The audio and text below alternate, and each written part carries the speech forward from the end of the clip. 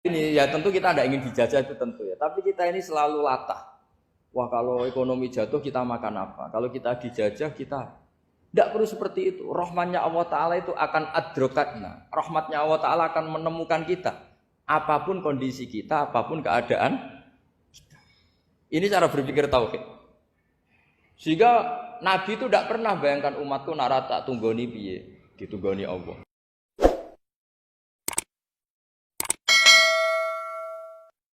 Pikir beda. Pilihan presiden, kamu fanatik milih A. Yang satu fanatik milih B. Ya presiden atau bupati atau gubernur. Terus yang satu bilang gini, wah kalau nggak di presideni A, nggak di bupati A, nggak di gubernur A, negara ini rusak. Mungkin betul dari segi jejak rekamnya A ini bagus. Tapi pertanyaannya secara tauhid, bagaimana Anda menggantungkan kesejahteraan sama makhluk? Kamu nggak pernah terusik begitu kan para intelektual? Itu kan melukai. Bagaimana mungkin Anda menggantungkan kesejahteraan dengan seorang makhluk? Wah kalau di presiden A pasti Indonesia makmur, kalau bupati A pasti Sleman makmur, pasti Bantul makmur. Nah, bagaimana mungkin makhluk yang sedang soleh kamu pastikan selalu soleh? Wong dia makhluk bisa berubah. Sementara yang B misalnya fasik, wah kalau dipimpin B pasti rusak negara. Bagaimana kamu pastikan B yang fasik selalu fasik? Dia saja dia husnul khotimah. Yang fasik pas mimpin jadi soleh, yang soleh pas mimpin jadi fasik. Akhirnya ulama karena tahu sifat manusia itu rubah-rubah dan kendali di tangan Allah, sikapnya nggak jelas. Saya ini termasuk orang yang terkenal nggak jelas. Karena kalau ditanya, Gus sampai pilih presiden mana, bakti mana? Sanut pangeran sing dadi aku loyal. Wah, anut pangeran yo kacau. Wah, luwih kacau menan anut pangeran kan. Ini kan sudah nggak sambung karena pikirannya ulama. Memang nggak beda, cara berpikir ulama itu beda. Bahkan bapak saya itu kalau didik saya itu begini. Kalau meseli saya atau ngirim saya dulu itu kan pakai mesel. Ini uang kamu 500.000 untuk kamu. Mesti ditambahi 100.000 ini untuk buat jajan sama teman-teman. Mesti ada uang pokok, ada uang sodako. Dulu saya sering tanya. Kenapa Bapak sangat menghormati teman-teman saya? Kata Bapak, kowe mondok aku ora iso nyukupi, sing iso nyukupi ya kanca-kanca. Ternyata betul, rata-rata anak kuliah atau anak mondok, uang pribadinya kan 8 hari dari dikirim sudah habis. Berarti kan masih 22 hari kok bisa hidup itu kan barokahnya teman-teman itu. Malah yang agak beling itu 1 hari sudah habis, berarti ada 29 yang bergantung sana sini. Sehingga Nabi dulu cara ngedikan tuh unik. Kata Nabi, da'unna sayarzuku wahu ba'duhum ba'duh. Menusau barnawa, itu saling memberi rezeki. Ketika ada kolab, Medina itu pernah kolab, terus sekarang pernah defisit. Beberapa pakar ekonomi datang ke Rasulullah, ya Rasulullah, sa'ir, tolong dikasih harga standar. Tapi apa jawabannya Nabi? La tusa'iru fa inna Allaha huwal musa'ir. Kamu jangan kasih harga, Allah sendiri yang menentukan harga itu.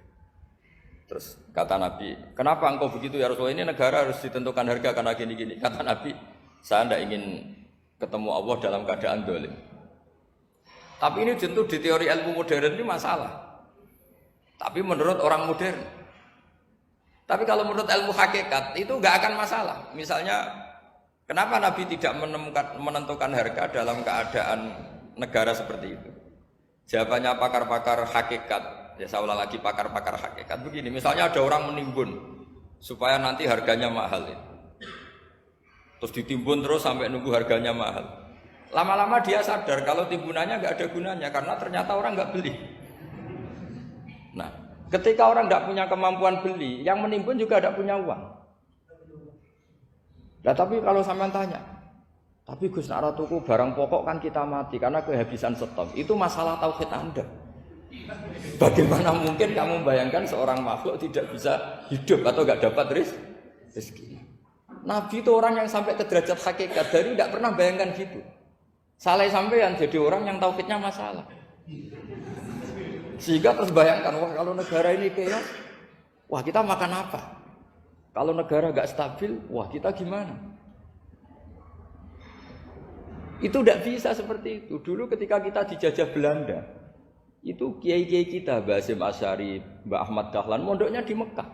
Sampai alim alama, dua beliau Mbah Hasyim sama Mbah Ahmad Dahlan tuh ngajinya sama-sama Syekh Khotib Minangkabau. Cuma Mbah Hasyim lebih nekuni ke Syekh Mahfud Termas, yang satu nekuni Syekh Khotib Minangkabau. Jadi dua beliau itu ngaji di guru yang sama. Mbah saya, buyut saya itu ya sudah mondok Mekah. Itu zaman dijajah Belanda. Sekarang kita agak dijajah, enggak mondok di sana. Buyut saya itu zaman itu sudah haji. Buyut kelima saya. Itu dulu kalau ingin cari tempat yang teduh, itu masuk ke gua. Itu masuk gua itu hanya kepalanya saja. Kakinya masih di luar. Karena gua di Arab tidak seperti gua di sini. Kalau gua di sini kan orang bisa masuk semua. Kalau gua Arab kan hanya celah-celah batu-batu besar. Sehingga ketika Rasulullah hijrah ke Madinah, singgah di Gua Sur, kata Abu Bakar gimana? Andai kan yang ada orang kafir di depan gua, kata Abu Bakar gimana? Andai kan mereka melihat kakinya, pasti melihat kita. Karena gua di sana itu satu tubuh tidak bisa masuk penuh. Kalau gua di sini kan ada yang mobil saja bisa masuk. Nah itu bahasa saya kalau mau istirahat itu masuk gua, separuh badan di dalam gua, separuhnya masih di luar. Nah sekarang terus kita bilang, wah kalau kita negara tidak stabil kita haji kemana dulu? Zaman dijajah Belanda ya kita bisa haji. Soal kebahagiaan. Nenek moyang pulau jenengan tuh anaknya banyak. Dijajah Belanda, jajah Jepang ya nyatanya anaknya banyak-banyak. Itu kira-kira bahagia apa enggak? Nah, artinya gini ya tentu kita tidak ingin dijajah itu tentu ya. Tapi kita ini selalu latah. Wah kalau ekonomi jatuh kita makan apa? Kalau kita dijajah kita tidak perlu seperti itu. Rahmatnya Allah Ta'ala itu akan adrokatna. Rahmatnya Allah Ta'ala akan menemukan kita. Apapun kondisi kita, apapun keadaan. Ini cara berpikir tauhid. Sehingga Nabi itu tidak pernah bayangkan umatku narata tunggoni piye, ditunggoni Allah. Sehingga masyhur dalam hadis-hadis sahih, la tazalu ta'ifatun min ummati dzahirina 'alal haq la yadurruhum man khadalahum wala man khalafahum wala man nawa'ahum. Selalu di umatku ada kelompok-kelompok yang selalu membela kebenaran dan tidak akan terkalahkan oleh kesesatan di akhir zaman. Kenapa?